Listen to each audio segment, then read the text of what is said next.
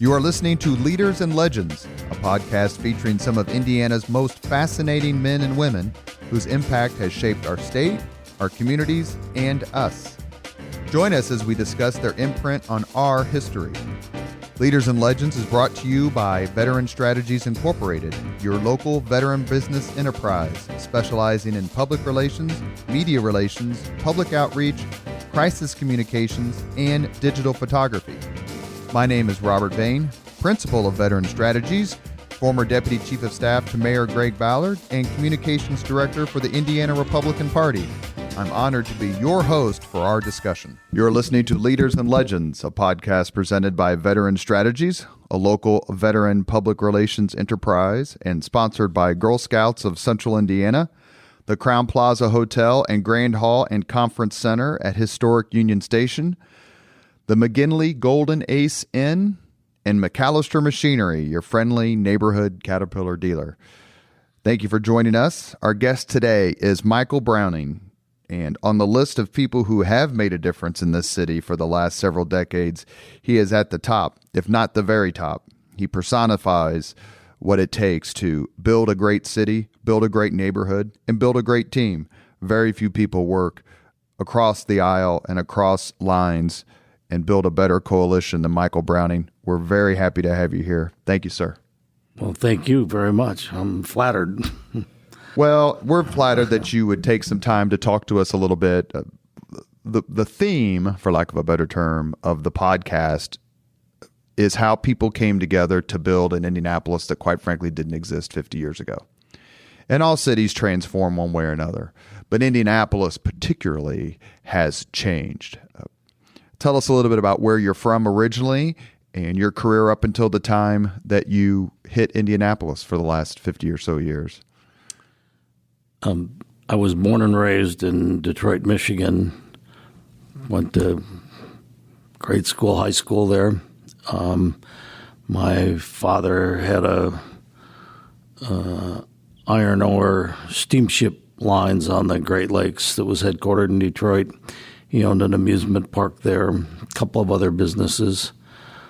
I was one of 7 children. My father was one of 13 children. My mother was one of 3. Interestingly, when I grew up, even with all those children, from the time I was born, my grandparents lived in the same house that I did. Oh, really? I grew up thinking that everybody grew up with their parents and their grandparents. Did your grandparents, were they first generation coming over to the United States? My grandparents were. They came my from? My parents were Ireland. Came from Ireland? Yes, in my 23andMe DNA test, I was 88% Irish. I could have told them that without paying $100, but has that been confirmed by the McGinley Golden Ace and I don't know various other Hibernians? The 8% Italian, which did surprise me. So. You were lucky enough to go to a pretty darn good college. Yes, I went to Notre Dame. Very fortunate,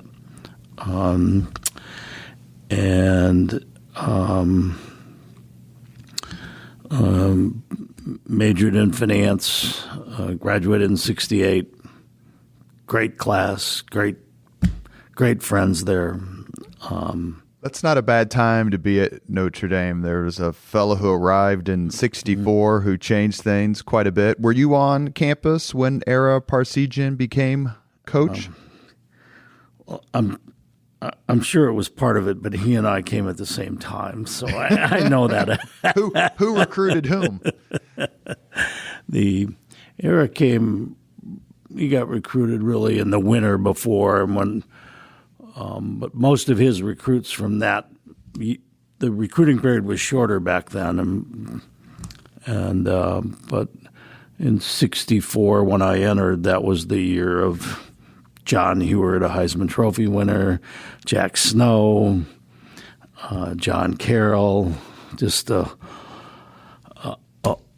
great list of guys that year won. They went 9-0-1 and won the national title in one of the polls.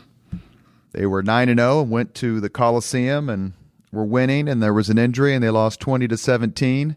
No, there was a holding penalty. Yes, there They was a said holding Bob penalty. Meeker held the guy at the 1-inch line, Like an a- offensive tackle. Now, what is this? This is crazy. Is that a worse call than the clipping call against the Rocket in the Orange Bowl against Colorado? No, that was worse. The clipping call that negated the Yes. punt return by Rocket Ismail in the Orange Bowl against Colorado. That was a great year. It was a great time. In '66, Notre Dame wins the national championship, punctuated by the 10-10 tie against Michigan State, and then the absolute obliteration of USC. I believe in the Coliseum was 51-0 or something terrible like that. I mean, something great, but a real beating. The 10-10 tie was in 1966, and that happened in East Lansing. I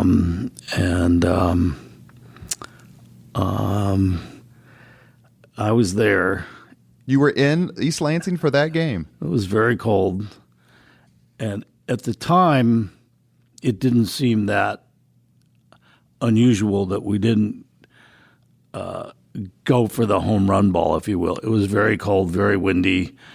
It never occurred to me that we were settling or going for the tie until after the game was over and you started reading the newspapers and listening to TV. Media wasn't quite so fast back in 1966, but when you were there, you didn't think of it like that. Well, and Notre Dame was losing 10-0, came back and tied it, but they lost their best player getting off the train. Did you know that player? Well, Do you know a lot of the football players? yes, with Terry Hanratty, who was supposed to be the starting quarterback in that game, didn't. And let's see who started. Coley O'Brien. Coley O'Brien. He played quarterback in that game, but it was a great ball game. Michigan State had a fantastic defense. Bubba Smith. George Webster and Bubba Smith. They were two very big names. What was it like? I mean, Notre Dame football, and obviously the school was more than about football, but at the time, in the late 60s, Notre Dame was pretty much, I think it's fair to say, the only national program, whether you listen to Lindsey Nielsen redo the games and the highlights every year, but it was a different time for a school that overcame a lot of prejudice throughout the country through its football program. And you were there for its renaissance, you and Era together. What was that like? When you were as young as I was, you didn't appreciate what it meant historically. Obviously, I was Catholic, grew up Catholic, but the idea that there was that Catholics were somehow discriminated against, that went right over my head. I had no idea of that until after I got to Notre Dame, and you started to hear about some of the history and stories about the Irish in Boston and New York in particular, stories about Notre Dame football being Irish, and stories about Newt Rockne and Frank Leahy and people who held grudges against the university for reasons that are beyond me. Michigan. But yes. But I didn't know that when I went to school there. And you were a kid, a teenager, perhaps maybe just on the cusp, when John F. Kennedy wins the presidency in '60. As an Irish Catholic kid, what did that mean to you? What did it mean to your parents and grandparents? It was huge in my household. Because my grandparents, again, who lived there, they were Irish.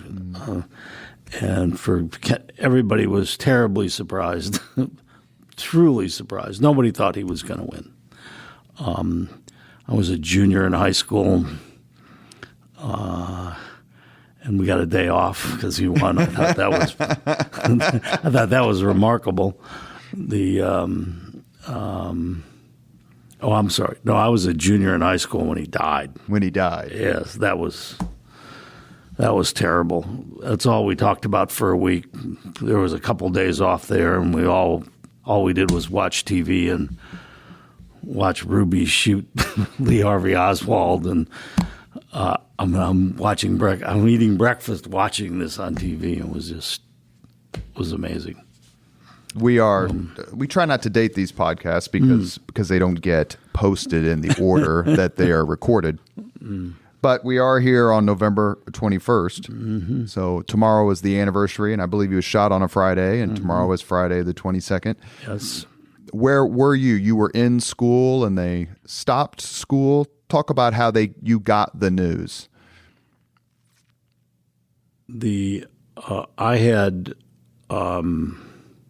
I was out of class, and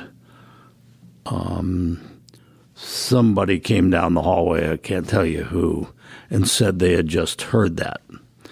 Well, there weren't TVs around high schools then, and everybody headed for radios, and I went out to somebody's car to listen on the radio.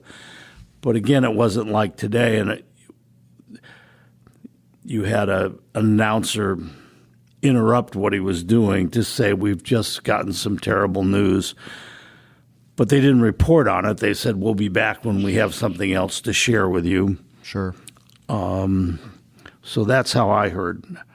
Now, when I got home, turned on CBS and Walter Cronkite, and they were full-time on the air. And I don't think I left the TV for 3 days. Yeah, because the funeral was Friday, and then funeral that Sunday, as I recall, correct? It was very quick. It was very quick. I don't remember. I was thinking it was another day, but it doesn't matter. Sure. Because we had the day of Jack Ruby and Lee Harvey Oswald, and we had a day of the Rotunda, and then Arlington, of course. And you've been to the grave, I'm assuming? Yes. When I was in the Army, I was stationed in Washington, D.C., and my first assignment, not very long, but was at the Old Guard, the 3rd Infantry, which was stationed at Arlington National Cemetery in Fort Myer. It's a remarkable. If you have not seen the changing of the guard at the Tomb of the Unknown Soldier, you have missed a particular piece of Americana, for lack of a better term, and discipline. It's a remarkable ceremony. Yes, it is. After graduating from Notre Dame, you went someplace else for a while. Where would that be? On Sunday, I think June 4th, I graduated on the main quad at Notre Dame, and when it was all finished and I had my diploma, my mother handed me my draft notice. And I had to be at what they call the AFES office, but in Chicago, even though I lived in Detroit. But I was in South Bend, and they wanted you soon. And you did a draft notice? Were you part of the lottery then? Did they have a lottery number that hadn't happened yet? That hadn't happened yet. So I went to Chicago, was at friend's house, and that was the night of the California primary. I watched Bob Kennedy give his acceptance speech of winning the California primary. I went to bed because I had to be at the draft board at 6 o'clock the next morning. Got up, was driving downtown, kind of channel switching, and I heard the end of something about Kennedy shot. And I wasn't thinking about Bobby at all. I was thinking, that's an odd thing to be talking about at 5 o'clock in the morning, talking about John Kennedy. Yeah, in June, when Kennedy was shot in November, JFK. So eventually I went back to try and find the station, and that was the first time that I had heard Bobby had been shot. When we got to the AFE station, there were a couple hundred guys there, and you could have heard a pin drop. I was very surprised in that over the microphones in the draft board, they piped the radio in, and everybody listened to it all day long. And in a place where you would have expected a lot of hustle and bustle. Sure. again, you could have heard a pin drop all day long, people just listening.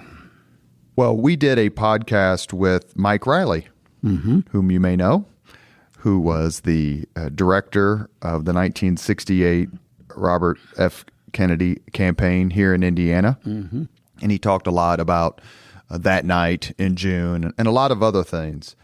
Were you someone who was active politically at the time? It was heady times for everybody in the country, especially college campuses. And Robert Kennedy clearly was someone who was, I think even his biggest critic would say, was magnetic and a personality that just created enthusiasm. He spoke at Notre Dame during the campaign, and were you there? I was there. He spoke at Steppen Center. I remember borrowing a car from one of the senior vice presidents at Chrysler Corporation, where I was an intern in the summer, because we needed a convertible for Kennedy, and went up and got it, drove it down. He rode on this in the big parade to Steppen Center. By the time the parade was all over with, probably had $1,000 worth of body damage on it from people sitting on the trunk and sitting on the hood. It got a little bit out of control, and I thought, how am I going to possibly pay for this? And but when I gave him the car back, he was more understanding than I would have been. But so. Did he get a chance to meet him or shake his hand, talk to him, ask him a question? I still have a couple pictures of him. I have some good friends that we were all very engaged in his campaign. Went to Mississippi, a lot of time in Indiana. We thought we were heavily engaged. We probably weren't. Sure. Mostly get out the vote and voter registration kind of work. So when he won the May primary in May of 68, did you have a feeling that you had just worked for the next president of the United States? Riley says Riley said at our podcast, he believes Kennedy would have not won the nomination, and he believes Kennedy would have beaten Nixon in 68. I didn't think he was. Not after the Indiana primary, or after the Indiana primary, I still was not of the belief he was going to be the Democratic nominee. There was still a lot of hard feelings. Lyndon Johnson clearly didn't like Bobby Kennedy, and Humphrey seemed like the heir apparent even then. Had the establishment backing clearly, and those were the days of very moderate Democrats, the Scoop Jacksons of the world, and it was just a different time. Scoop Jackson, the senator from Washington, who was a noted Cold War warrior and protector of the Jewish population in the Soviet Union. So I didn't. After the California primary, then I had hope.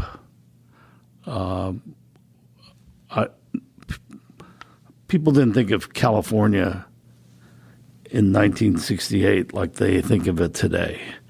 It wasn't nearly so liberal. It was liberal, but it wasn't off the charts liberal like Ronald it is Reagan today. was governor at the time. So it's so I wasn't there yet that he was going to be the next president. You are listening to Leaders and Legends, a podcast presented by Veteran Strategies, a local veteran public relations enterprise, and sponsored by Girl Scouts of Central Indiana, the Crown Plaza Hotel and Grand Hall and Conference Center at historic Union Station, the McGinley Golden Ace Inn, and McAllister Machinery, your friendly neighborhood Caterpillar dealer. On the cusp of your service overseas in Vietnam, the assassination of Robert F. Kennedy happened. Did you get a sense of what you were fighting for overseas when so much of the country was in flames? Not until you got there. I worked in Washington, D.C. for a year before I went to Vietnam. I worked in Saigon at MACV Command in Vietnam, and gives you an entirely different perspective of war. One of my bucket list items was to go to France and go see Omaha Beach and see the cemetery. And the reason I wanted to do that, sort of going back to your question, is that outside of my window at Thompson Air Force Base was a place where when people died and they put them in the body bags, they literally stacked them kind of in a pyramid. So 10 guys on the first row, 9 guys on the second row, and they would make these pyramids, and a C-131 every day would fly them back to the U.S. That changes your perspective about everything. So even if you thought this was not a war we should be in, a war that you could not understand why we were doing this, why guys were dying like that. When you're there, you temper that emotion, and you're doing your best to win. You're doing your best to help the guys that are there, your best to make sure nobody else dies. So it's it's just very different when you're there. And when you come back, you can fall back into we shouldn't be doing this, but it's for an entirely different reason. Before I went, it was all political, and it was all good point, becoming part of a movement, if you will. And yes, this is silly. Once you've been there, you don't feel that way anymore. So when you come back, you want the war to end because you don't want one more American to die. Being there, fighting for, they had you believing it was sort of the North versus the South, and that's just not the case.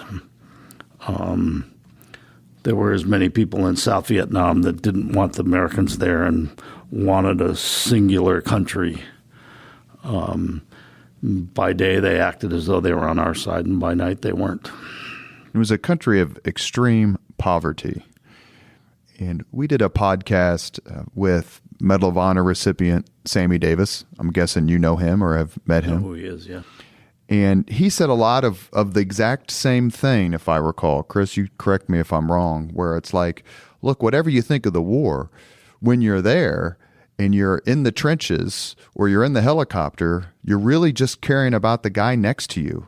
And how can I help my team and my squad and my platoon and my battle brothers? And all that other stuff just didn't matter. Let's just get out alive. And is it fair to say that's kind of what you were just describing?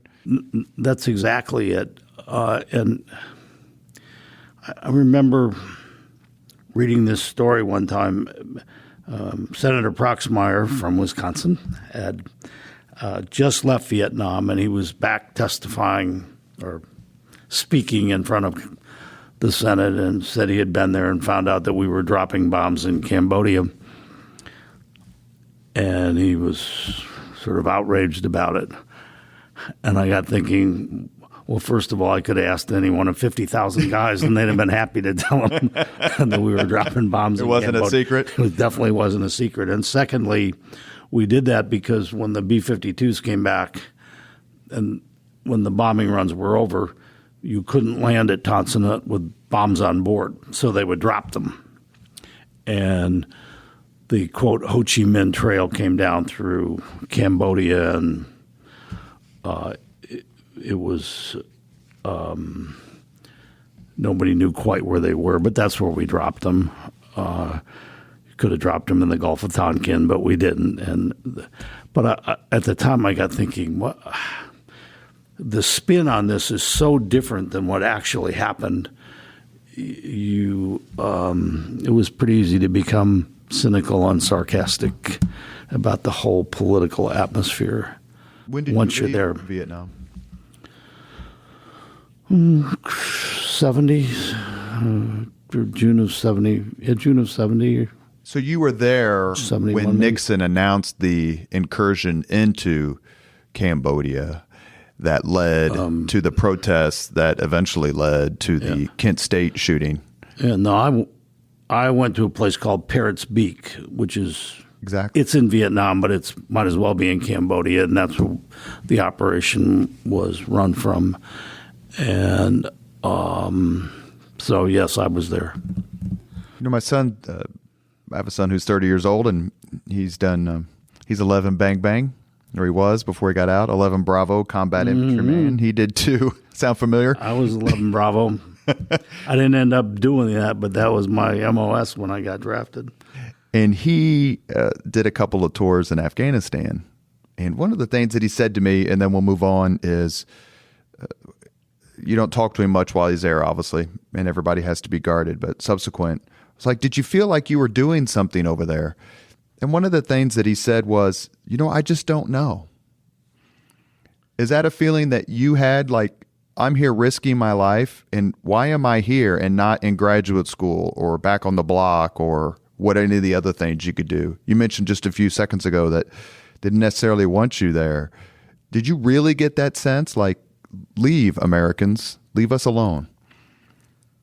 Saigon was a little different than most places. So there was money in Saigon to be made. There was a pretty robust economy there. So you didn't get that feeling. Now, I had what they called a mama-san who took care of my clothes and sort of maid, if you will. And, so she would tell me what the real world was like. But absent her, I don't think I would have known that nor felt it. If you saw Good Morning Vietnam and the Robin Williams movie and that whole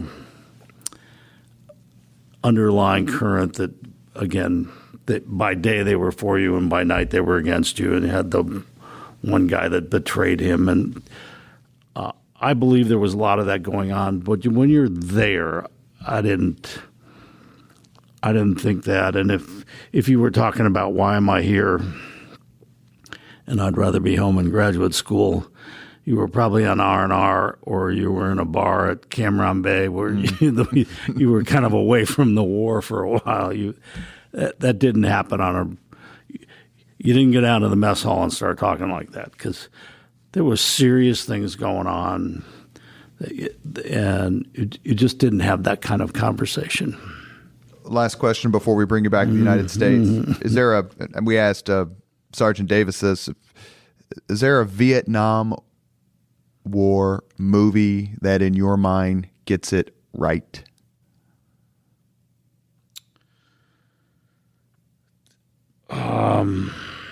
Well, Deer Hunter was a combination of all of the worst. There was also a movie called We Were Soldiers Once and Young that while that book got written, and that may have in fact been an actual event, and when you talk to people, particularly Moore, General Moore, who wrote it, that probably did happen. But most of us didn't go to Vietnam and participate in that kind of a battle. But you'd hear stories like that. But most of it was, I don't want to say day to day, but yes, there was some shooting. Then either you retreated or they went away. The 3-day battles, if you will, or 2-day battles, when those were going on, you knew about them. They didn't usually last as long as the TVs and the movie shows would have you think. It was drudgery out there, and if you were really engaged 4 out of the 7 days, that was a lot. Well, that would yes, that would be a lot considering what the outcome of failure is. Yeah. You left Vietnam, you said, in 1970. Mm-hmm. So you're back in the United States. Talk a little bit about what you did when you came back, and then perhaps if you want to just give us your thoughts on how you felt when you were at home watching television in the coverage of the evacuation of Saigon and the end of the war.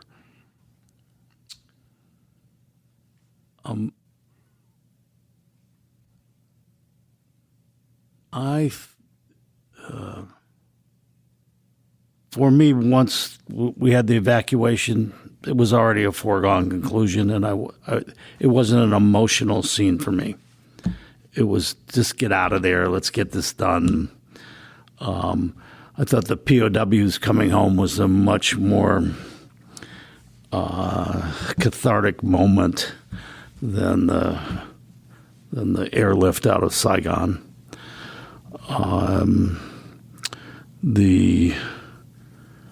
For me, the biggest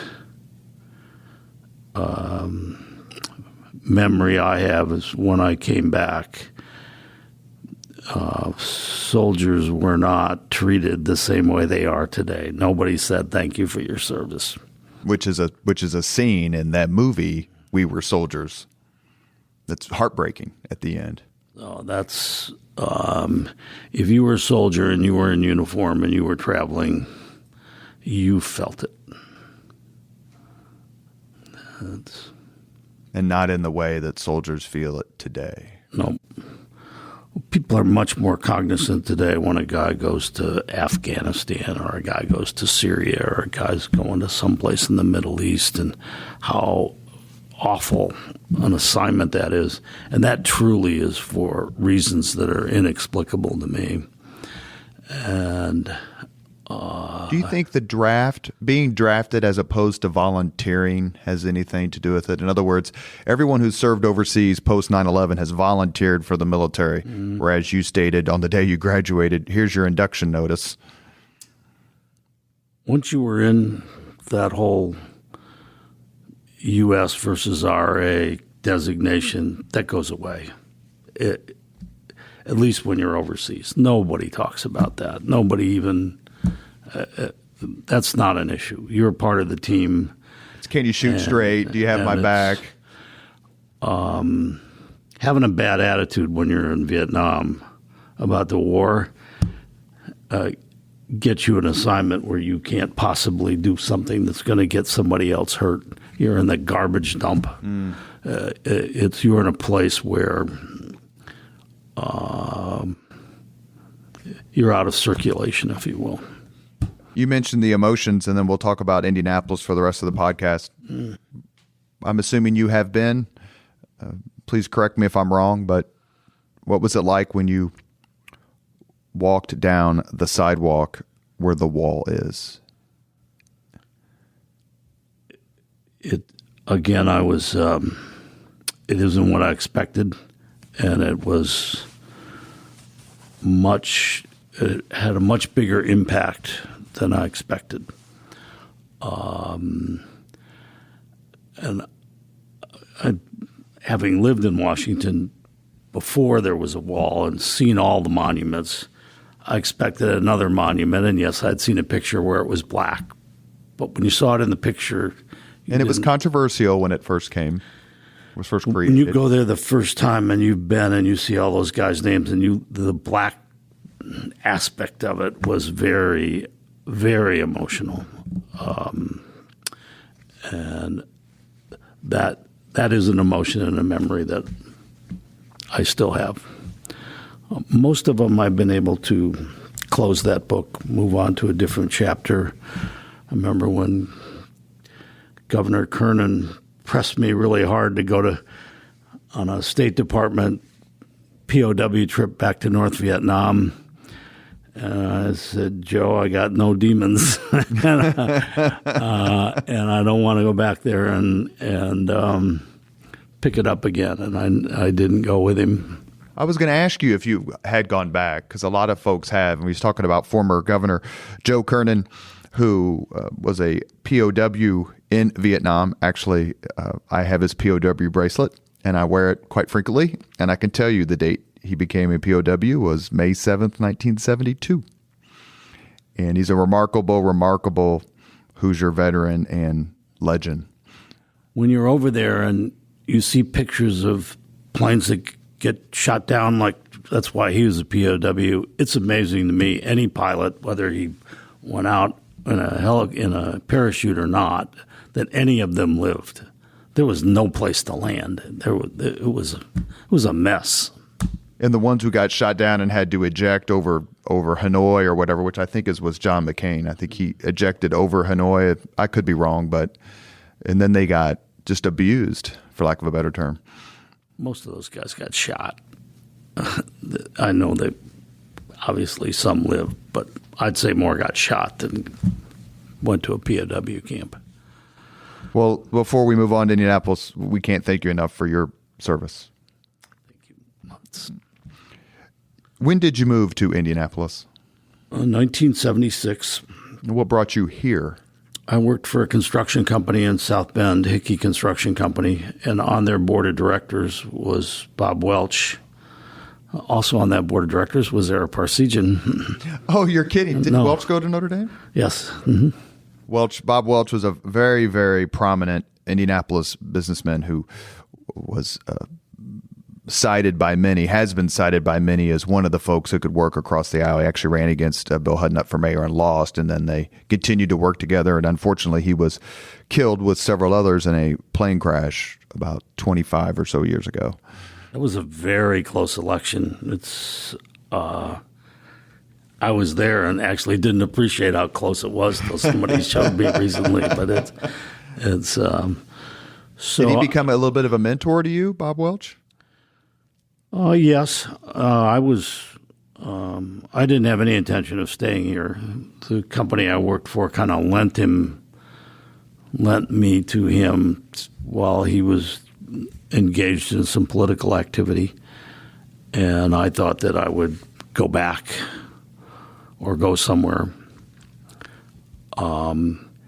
Indianapolis was not the kind of town I pictured myself living in and growing up. I had lived in Chicago, I'd lived in Detroit, I'd lived in Washington, D.C. I'd lived in South Bend, yes, but I just didn't expect to stay here.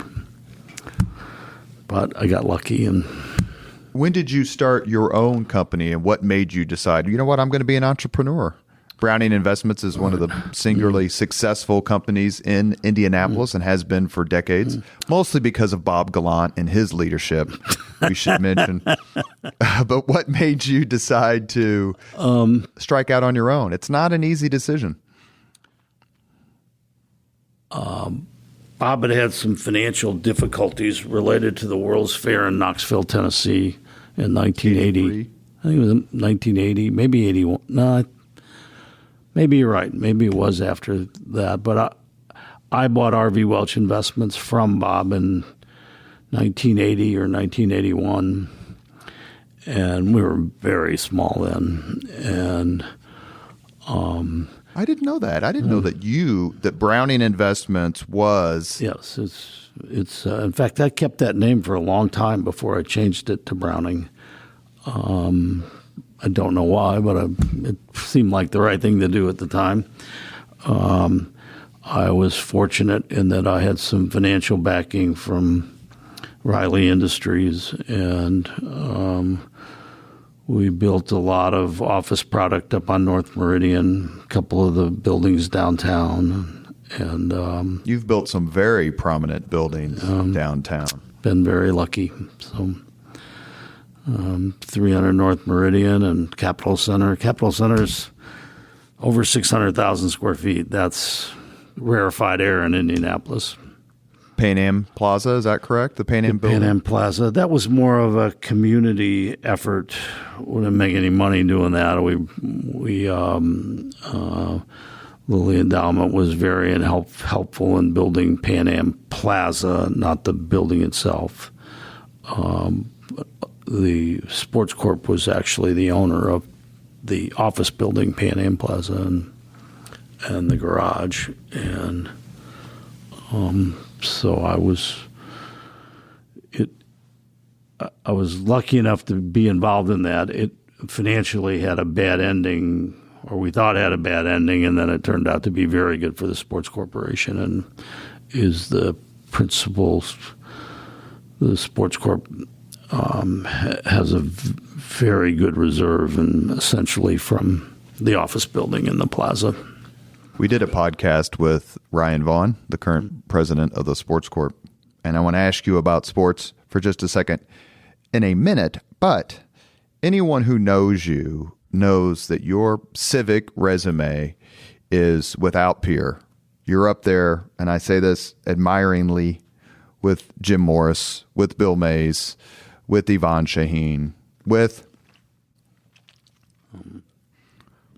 my guy, P.E. McAllister, and those who have stepped forward beyond their corporate responsibilities and taken on a civic role. You are involved in the Visit Indy organization on their board, the Sports Corp. You were heavily involved in the Pan Am Games and the sports festival that happened in '82. Assess that genre of activity when it comes to the difference between the Indianapolis you never thought that you would stay in and the Indianapolis you currently live in.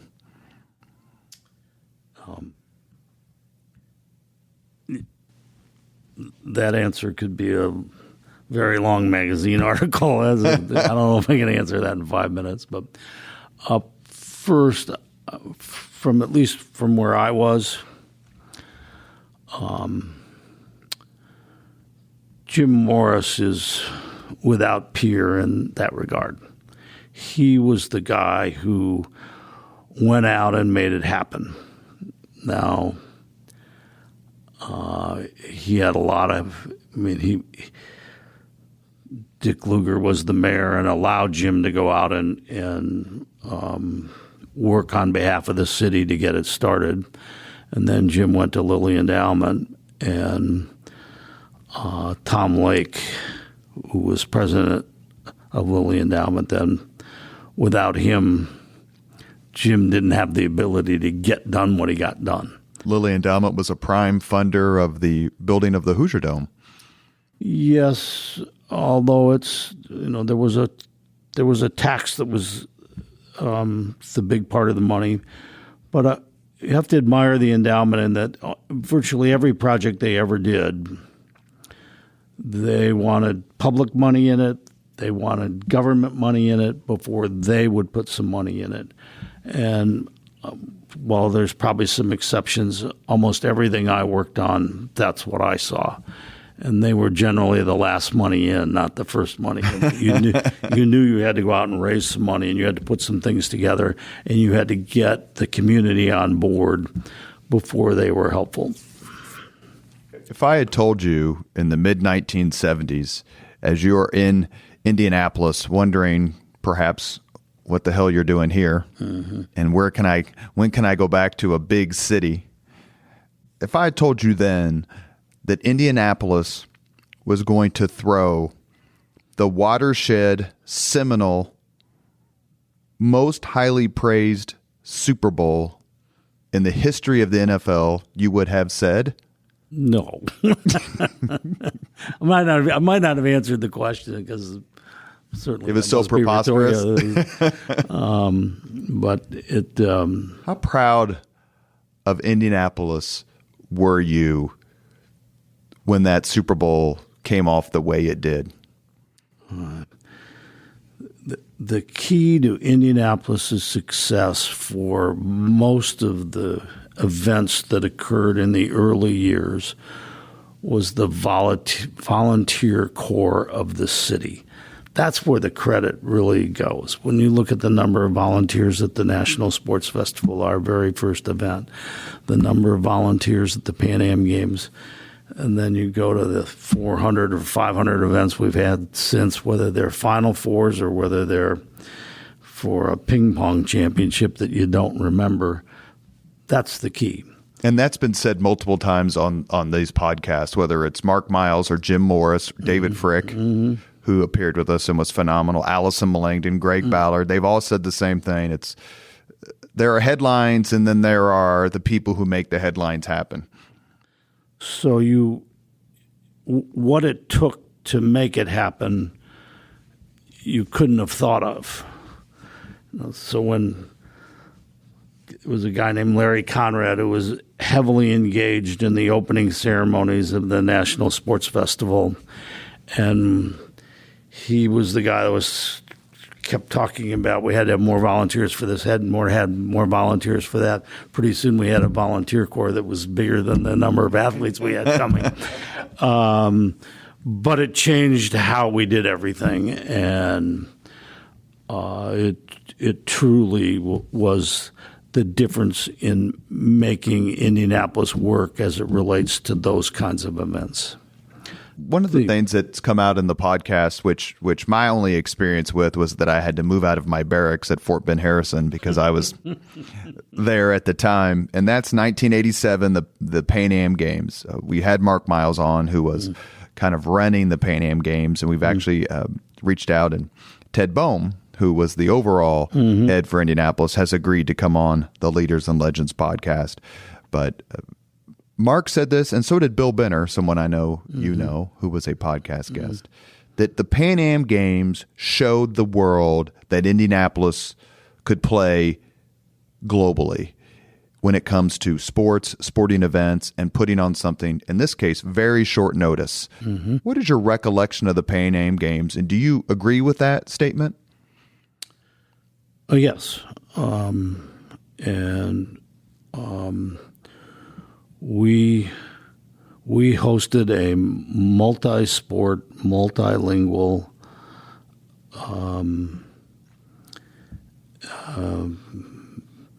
male and female event that required 30-some venues, and again on short notice, and all with volunteers. I don't know how big Mark's staff was that was actually getting paid, but it was very few people. And the rest of it was all done by volunteers.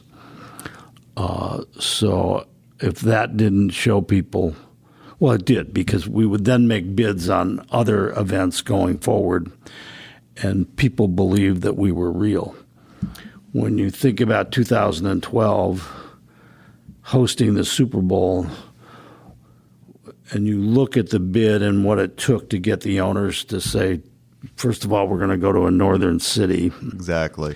And secondly, do they have the capacity to do this? Do they have the hotel space? Do they have the common area space? We had our resume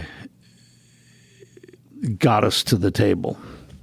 The people that were there speaking on our behalf and talking to owners about why this could be true, they probably took us over the goal line. But that resume was very significant.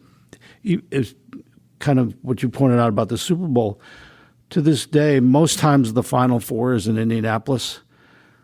The media coverage all say the same thing. This is the best venue for the Final Four there is. Every time we come here, it's fantastic. It's walkable. The people are so friendly. And that resonated with the NFL owners. Several months ago in 2019, and we brought this up in the first series of podcasts, but Mike Greenberg, the famous ESPN sports host, tweeted, "Indianapolis is the best big game city in the country." I remember that. It was Pan Am Plaza. It was. And you look at the events that are coming, and a lot of folks, and I'm not judging them because I can understand their worldview, but say there's too much emphasis on sports, too much done for downtown, too much done for tourism. As someone who's been involved in dozens and dozens of events stretching back 4 decades, almost 5 decades now, in a position of leadership, what do you say to someone who makes that point? I love it when people say that, but let me parse it a little bit. First of all, tourism is a very significant industry for Indianapolis. There are some, I think the number's close to 60,000 people engaged full-time in the tourism industry, whether it's in the hotels, whether it's in the restaurants, whether it's in the convention centers, whether it's at the airport and the piece that's associated with that. That's a business that deserves our attention. And so I'd sort of like to separate that away from the events. Back in the late 70s, when our population was in the maybe 700,000, we visited with the top 20 employers in Indianapolis and asked them what the city needed to do to make it better for them.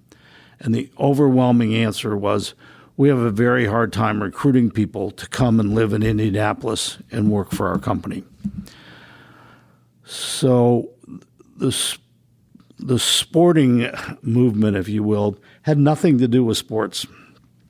We were looking for a way to promote Indianapolis as a quality of life opportunity for families, as a place to live, as a place to where you could participate in things that maybe you couldn't participate in other communities. And this was a Jim Morris strategy that extended to all of our not-for-profit institutions, extended to Conner Prairie, extended to the Children's Museum, to the Indianapolis Museum of Art.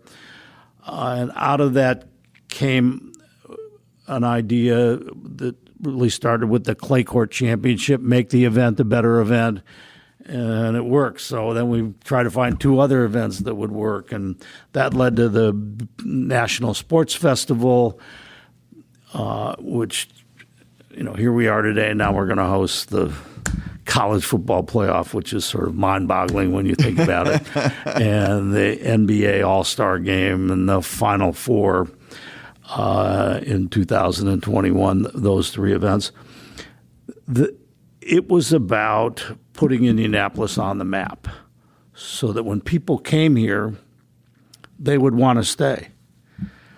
So here we are 40 years later, and the problem companies have now is that people don't want to transfer. They're like me. I love this town. I can't think of a better place to raise a family. And while it wouldn't pertain to me, I would never agree to a transfer. We see that a lot. And that's a pretty remarkable happening in, call it, 2 generations. So I don't agree at all that was not a good thing for Indianapolis. Tom Lake used to say, you can't be the suburb of nothing. And then Mayor Ballard, when I worked for him, was always like, look, we have to have young people who want to come here, stay here, have kids here, educate their kids here, and convince their kids to stay here. The goal is still the same. If you don't have growth, you die on the vine. And is this a true or false statement? Other cities throughout the United States, and perhaps the world, but let's focus. Other cities throughout the United States would love for Indianapolis to have less emphasis on tourism and conventions. Oh, that's true. We are a very strong competitor. When I became chair of Visit Indy, I don't think we were doing 500,000 room nights, and now we're doing 900,000 room nights. And that's a big deal. So the crew at Visit Indy is second to none in this country. They are very, very good at what they do. And Leonard Hoops and Chris Gall have agreed to come on the podcast. I can't wait. Well, that's good. That's good. You are listening to Leaders and Legends, a podcast presented by Veteran Strategies, a local veteran public relations enterprise, and sponsored by Girl Scouts of Central Indiana, the Crown Plaza Hotel and Grand Hall and Conference Center at Historic Union Station, the McGinley Golden Ace Inn, and McAllister Machinery, your friendly neighborhood Caterpillar dealer. We end all podcasts with the same 5 questions. Michael, you ready? Sure. What was your first job? I was a paper boy. I think delivered the Detroit News in the afternoon. I think Paperboy and Lawn Cutting are the most popular ones, at least among the men. When you're 12, it's all you can do. Number 2, what was your first concert? My first concert. Wow. 19. Gee, I should be right at the top of my list. Did you ever see Bob Hope in Vietnam? No. He wouldn't come to Saigon. He was Out in the bush. He was out in the hinterlands. The first concert, I think either Johnny Rivers or the Four Tops, maybe. In Detroit or at Notre Dame? Johnny Rivers at Notre Dame, the Four Tops in Indianapolis, the Temptations. There was a lot of the Motown sounds was founded in Detroit, and when you say concert, it's not exactly how I saw them. They were much smaller venues, if you will, but it was probably one of those groups. If you could recommend any book for someone to read, which book would you recommend? I know you're a history buff.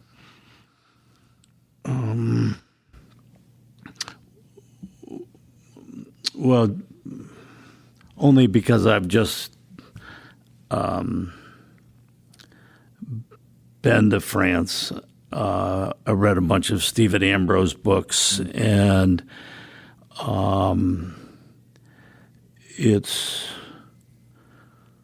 whether you're reading about Vietnam or whether you're reading about World War II, reading a book of history about your fellow citizens who died, I think is a worthwhile endeavor. I'll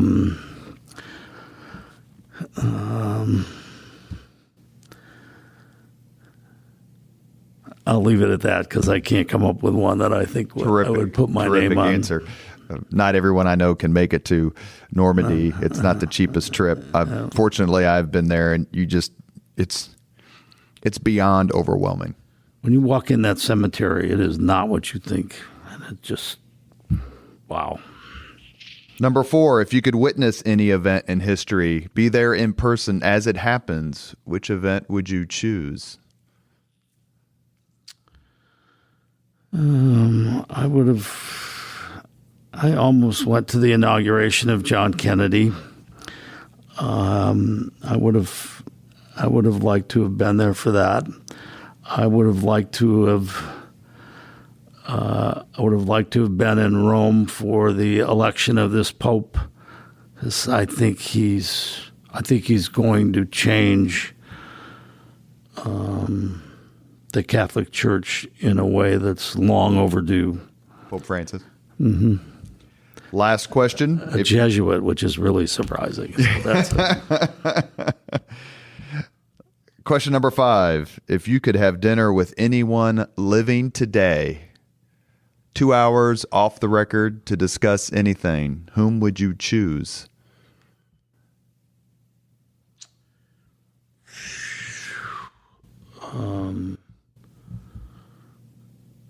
Colin Powell. He's been mentioned more than once. Mm-hmm. Did you know him in Vietnam? No.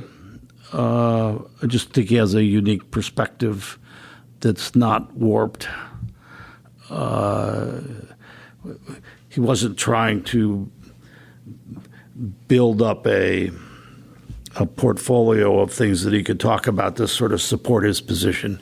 He was always good at taking a step back, and good or bad, he would say so.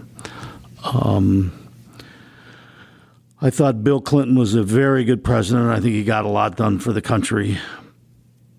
But now that all the history books about him have been written and all the revisions have occurred, I don't know if you could ever have the kind of conversation you'd like to have with a guy like that, where you got the level set, if you will. He's a history buff as well. We cannot thank you enough for your time. We cannot thank you enough for everything that you have done, not only for the city, but for the people of this city. And I can tell you one thing is true. If you want to get something done, if you want to build a coalition of people who will work selflessly to make Indianapolis a better place, a more attractive place, you have to call Michael Browning. Thank you, sir, for your time. Thank you. Thank you very much for listening to Leaders and Legends, brought to you by Veteran Strategies Incorporated. If you want to contact us about this program or our menu of public relations services, please send us an email at robert@veteranstrategies.com. That's robert@veteranstrategies.com.